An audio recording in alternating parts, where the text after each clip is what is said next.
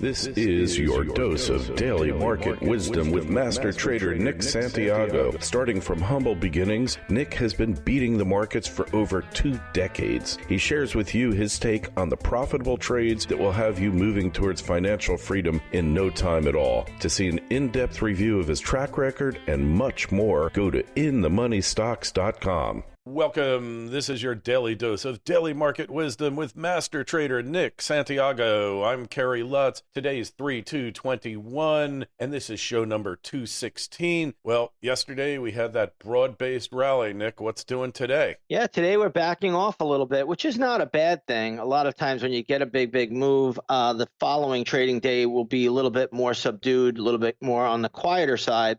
But the thing that really gets me going is that yesterday's move was being touted as, oh, yields are pulling back, so you have to own stocks, you got to pile in. Well, I got news for you. Today, yields are pulling back even more, and stocks are not really going up. So, I always tell everyone, be careful with what you hear and read on the television. These correlations are not always picture perfect, and again, the media has to say something. They always have to have a reason for why things happen. But we are seeing a little bit of a dip today in the Russell. That's leading the major indexes lower. That's down about 0.8% as we speak. And then you have the NASDAQ composite down about 0.7%. So those two indexes are the weakest out here today. You have the Dow basically flat, just down about 0.1%. And when the Dow leads, I'm always in caution mode because that's where people go to park money. So, we'll see what we get by the end of the day. That will tell us a lot more. Well, I never thought of that. So when the Dow leads, you got to be suspicious or suspect because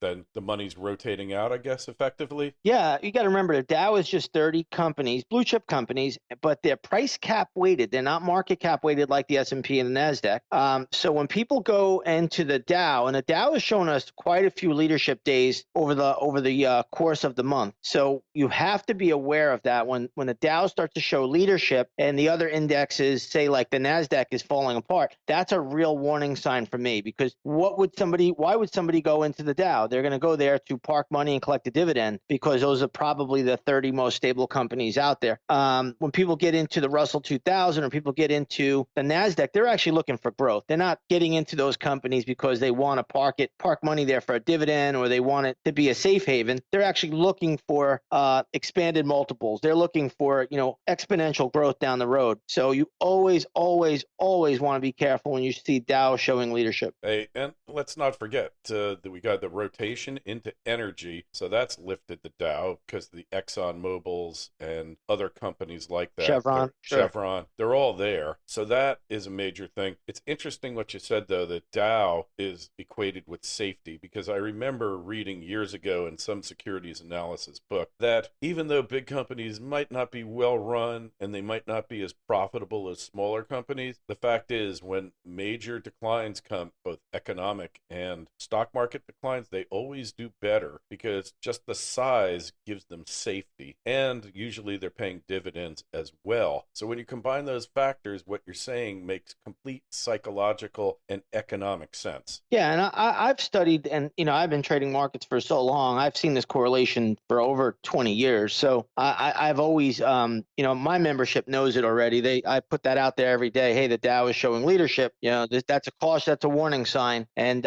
I'm still seeing that. And even today, you're seeing it where have the Russell today, down 1.27%, giving back a fair amount of yesterday's gains, and the Dow is only down as we speak 0.3%, dipping a little bit more now. But these are all things that you have to be cautioned. Don't get swayed by one-day moves like you saw yesterday. You definitely do not want to do that. Yeah, no, I couldn't agree with you more. I've been burned on these kind of moves myself. Hey, gold and silver, they were like getting slammed in the access market. They've had a reversal. Gold was up, silver not down so much. It looks like the games really are afoot. Right now, I'm looking at the spot price, gold up 10 cents, silver down 17 cents, but gold was down like close to $20 in the access trading after hours. Yeah, right now as we speak, if you look at gold futures, they're upticking a little bit here, basically, up about 0.05%. it's not a big move, but they were negative. So, they're up $1 or so, 90 cents or so, the gold futures. But as I said before, I like gold at this level. I like gold miners at this level. Gold miners are having a decent day. They're up about 47 cents as we speak. That's a gain of 1.5% today. Again, I can't tell you the story, but I could just tell you where the levels are and what the charts are telling me. And overall, I think right now, if the precious metals start to get a bid, it's going to be more due to the fear trade. Remember, Bitcoin has been the one asset class that has done really, really well as of late until basically a week or two ago. And gold has been, like the wicked stepchild here that's been punished. Now I think gold is in a very, very good position as well as gold miners. Hey, and I get like a lot of notes on all of my YouTubes when we talk about cryptocurrencies. They say I'm bashing it, that I hate it, and all that. No, I just recognize limitations in ways that it can move ahead. It's gonna move ahead. Countries will issue cryptocurrencies. China's already in the process of doing it. The United States is going to do it at some point, and probably the EU. So, one thing, I remember a bumper sticker on a car that I saw one time, Nick. It said, "Don't steal. The government hates competition." And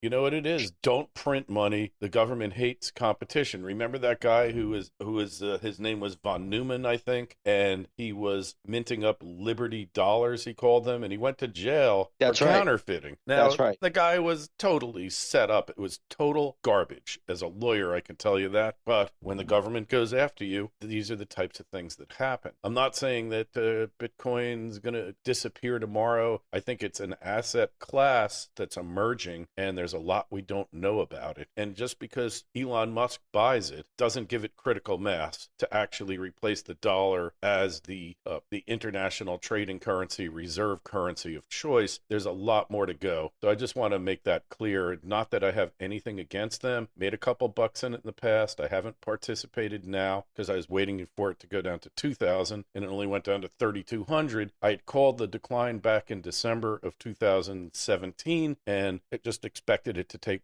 a 90% retracement instead of an 83% retracement. My bad. I would have bought it at 2,000 with both hands. And then 12,000 when it broke there, I knew it was heading higher. Did I know 58,000? No. But just as quickly as it went up, it can go down, Nick. Absolutely. And, as we speak, it's around 48, 49,000 now. So, again, what I don't like about it, and the only problem I really have with it, so to speak, is that you need dollars, first of all, to even get into it. And second of all, I've learned over the years where there's a middleman in place, he's not going to get knocked out of the game that quickly. And using blockchain, if you trade cryptocurrencies, you're actually eliminating the middleman. And, if you ever go to an airport and you want to change your US dollars into euros, somebody's got to convert that. And in between, they're going to take a little piece of that pie on the conversion. That doesn't happen when you have blockchain. So I just really have a hard time thinking that that this is going to be the way of the future. I just don't see that. And like you said before, governments like China, India, places like that, they're not going to allow this. There's no way Bitcoin is going to become viable in those places. Yeah, I totally agree with you. But it's going to be a war out there. And I'm not saying that Bitcoin's necessarily going to lose, but what I am saying is that you need to be very careful. And look, if Bitcoin's heading to infinity, this is an article I wrote 2 years ago, I'm going to republish it. If it's heading to infinity for whatever that is, then if you sold half your Bitcoin right now, you'd still have half of infinity, right? And half of infinity is not so bad. No, it's not. The other knock on Bitcoin too is whatever happens if what's going to happen if the grid goes down? Whatever like happens Texas. Or even just say there's a huge hack and the internet's off. What happens then? Yeah, and we saw the grid come down in Texas. Now, granted, people said, well, you couldn't go use gold and silver because everything was frozen. But the point is, you could still use dollars, but you couldn't really use your cryptocurrency. But everything was shut down anyway. It didn't matter. But the lesson is that when the grid goes down, everything goes down with it, including the internet. That's all. So,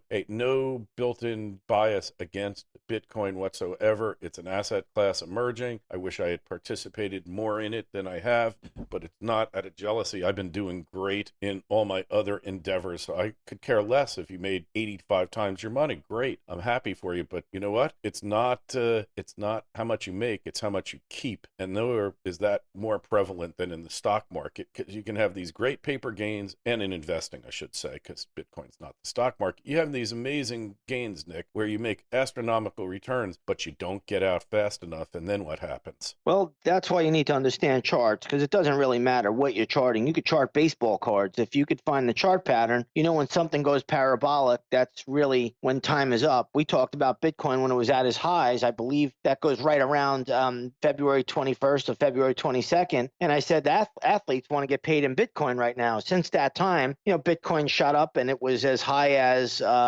57,000, 58,000. And, now here we are at 49,000. So, again, when everybody loves something, things go parabolic, you should know that formation. That's when you need to take some money off, or at least put a trailing stop in place. Yeah, and it's real hard to do that with something that goes up and down $10,000 in a day. That's all. So sell half your Bitcoin, sell half your cryptos. We're exactly where we were in December of 2017, in my opinion, except it's even worse. And you're going to see a similar result. Could take you down easily to $10,000 range, Nick. People will say I'm crazy, but it's like any other market, right? 80% retracement? It sure is. Right now, I think the daily chart support level is around 34,000 on Bitcoin. And if you break through there, then you probably go test the 25,000 range. Those are big psychological numbers, at least from the Bitcoin charts that I use. Right now, I would say that those would be your downside levels. But what's to say if things really hit the fan and things get ugly? I mean, you saw what happened to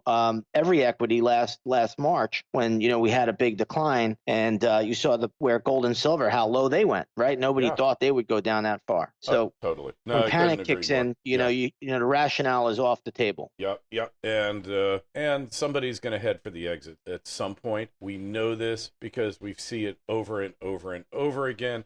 And don't tell me this time it's different, because Bitcoin, it's a market like any other. In fact, it's more a market than any other. Less control, less governmental influence over it, but more emotions. It trades purely on emotion, expectations of the future, etc. And anyways, I think we beat this horse dead enough. Nick, just go over to inthemoneystocks.com. Take a look at Nick's trade of the decade. It's getting closer and closer. They still have time for it, Nick? Oh yeah, they still have time. We're just in the midst of it right now. Yeah, and the Dow leadership could be the final red flag. So inthemoneystocks.com. Twitter feeds are at ITMS, at Nick Santiago 01, at Kerry Lutz. Email us KL@KerryLutz.com. We do our best to answer every question you have. Nick, we will pick up tomorrow. Sounds good, Kerry. And so concludes another episode of Daily Market Wisdom with Master Trader Nick Santiago. Be sure to go to his website, inthemoneystocks.com. Don't forget the Twitter feeds at ITMS and at Nick Santiago 01.